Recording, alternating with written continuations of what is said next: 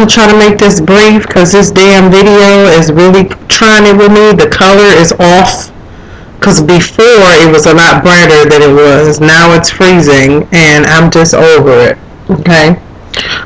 So I'm coming today to do the review of Real Housewives of Atlanta Season 5, Episode 3. Okay. And I'm going to just go straight to what I think was important and just go from there because I didn't have time to jot anything down. The first thing I want to talk about is Nene riding the subway train. I thought they should have kept that. It was not important. Who cares? It was nice that she rode a subway train. I assume her first time, obviously. She's from the South. Cynthia running around filming her like she's some just big time celebrity and she's paparazzi. I thought it was uncalled for. They should have kept it. There was no relevance to the actual meat of this episode, and I just got it just they could have kept that. Then I want to talk about Portia and her onion booty workout or booty workout that's in the making. I think that's not a well thought out idea, but I'm not against it. I'm not against anybody doing or having some type of hustle on the side, so I commend her for that. But I don't know how successful this hustle is going to be, seeing that nowadays, people just buying asses. They're not doing no type of workout. They're not doing lunges and squats anymore. I'm sure you still got people who do those, but especially in Atlanta, or some of the members of this show, some of the cast members of this show are, payers of ass or buyers of ass. You know what I mean? They're not doing any type of workout to,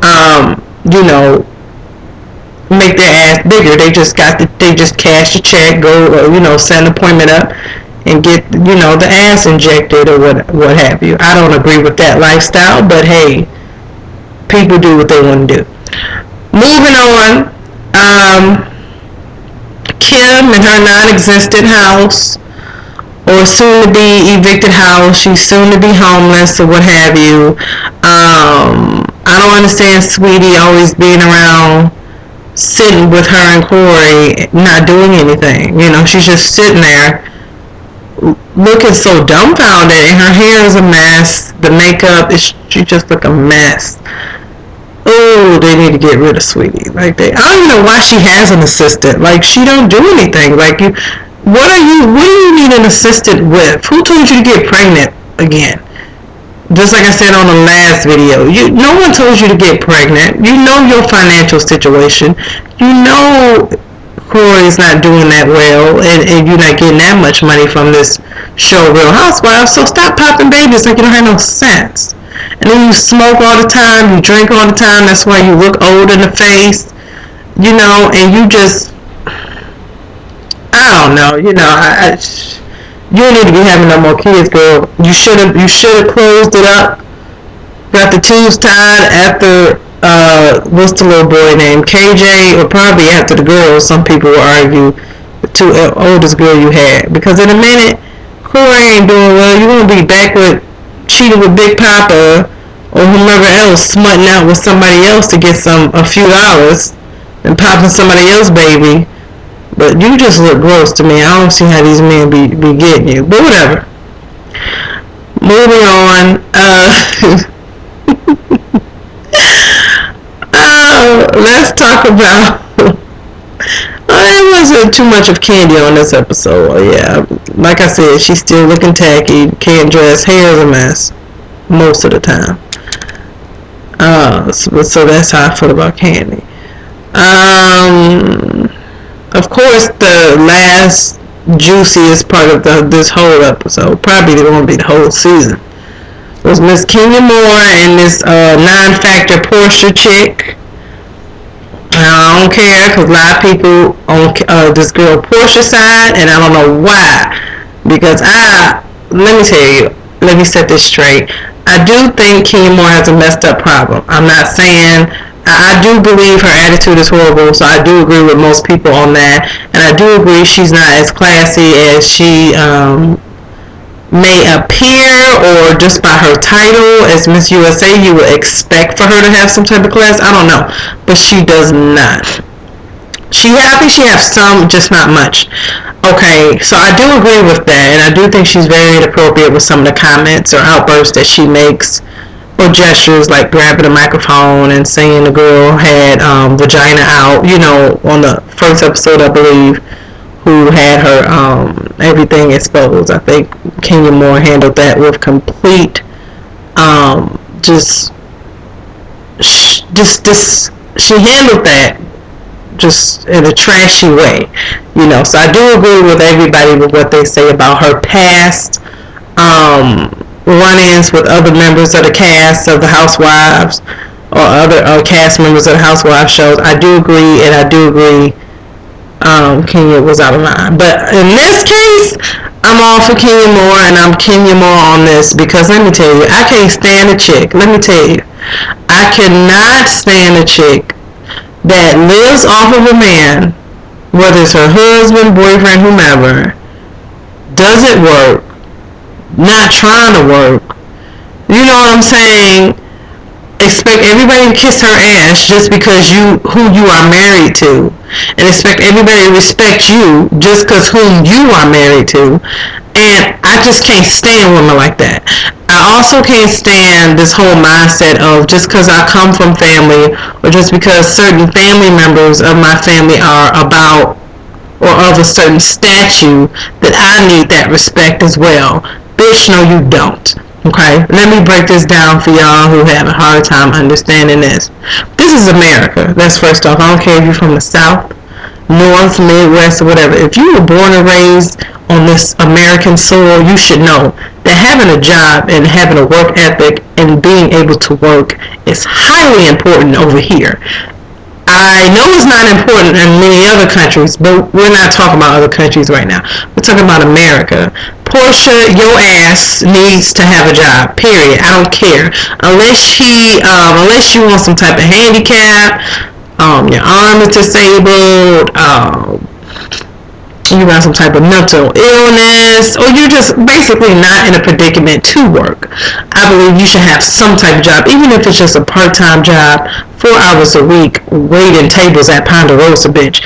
You need to be doing something. And excuse my language, because I have such a strong disdain for people like this.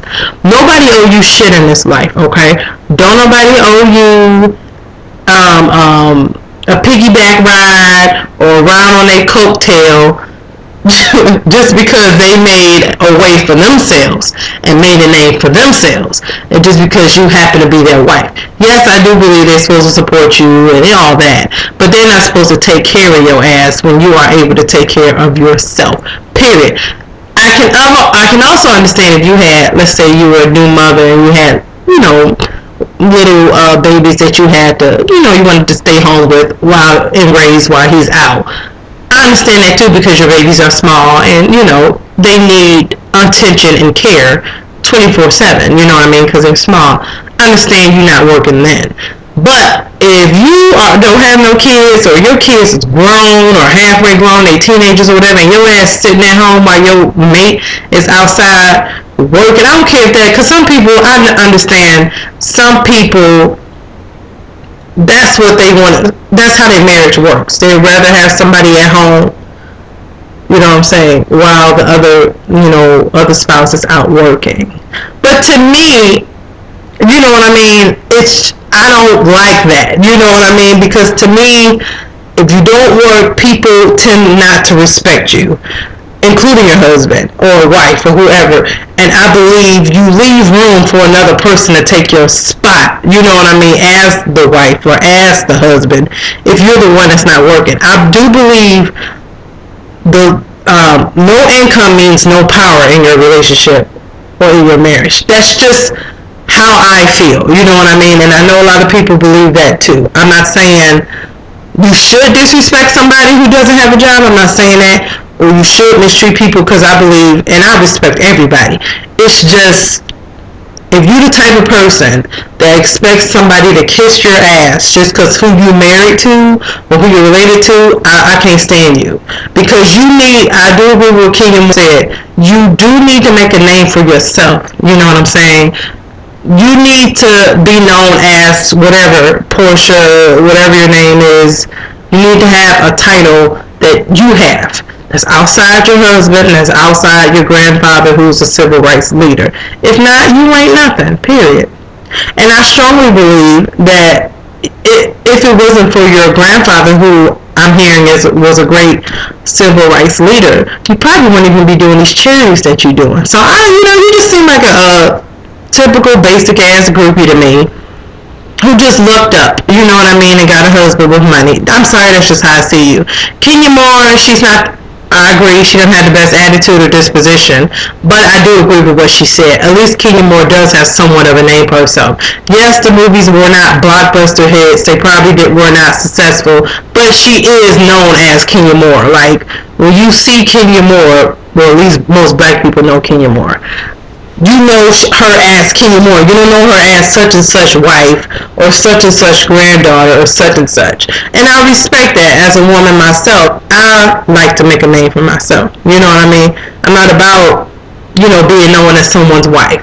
I like to be known as myself, but also someone's wife. Not just someone's wife or someone's, you know what I mean? And that's just me. So I do agree with what Kenya was saying wholeheartedly with that. And secondly, Portia chick, you should have never got up there and not research Kenya if you were going to introduce. First of all, if you are making a public speech about anybody, please make sure all your facts and everything that you're saying is correct, especially if the person you're speaking about happens to be in the audience. Portia, you're so dumb, and I don't believe you are educated. Some people saying you probably got a college degree. I don't think you do. I mean, if you do, great. If you don't, you don't. And the way you are, and from what I've been seeing, and how you sound and look, you just seem like an idiot to me. So I wouldn't put it past that you probably don't or never set foot in a college. Okay, and you deserve that, Reed, and I agree with Kenya Moore leaving. I would have left too, because don't nobody got time for the bull. You should have got her title right. I don't care if she was a member of the Underground Railroad or how old it's been, or the founder of the Detroit Zoo or whatever. Chick, you were introducing her publicly, so you should have had her title correct. Period. Doesn't matter who she was. She could have been anybody.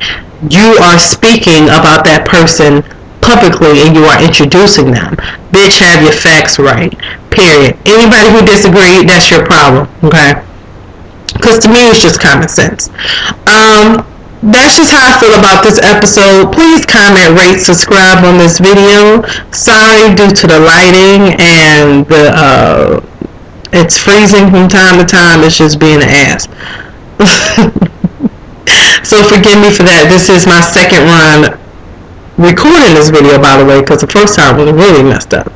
So again, bear with me, you guys. Thank you so much for watching my videos, new subscribers, liking them, sharing them. I appreciate it. So yeah, let me know you guys, everyone's thoughts on this episode, and do you agree with Portia